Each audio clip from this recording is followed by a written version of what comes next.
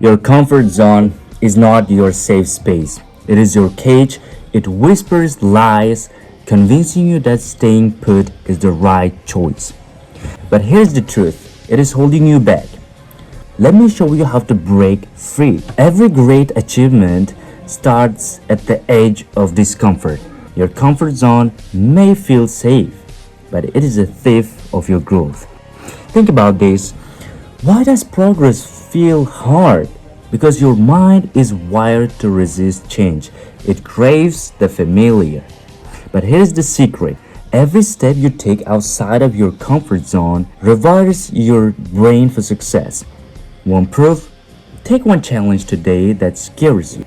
One decision, one conversation, a risk that you've been avoiding. Each small action breaks the mental chains. And before you know it, you're not just stepping out of your comfort zone, you're just demolishing it. So ask yourself, are you ready to stop settling and start growing? Because life rewards those who dare to step into the unknown.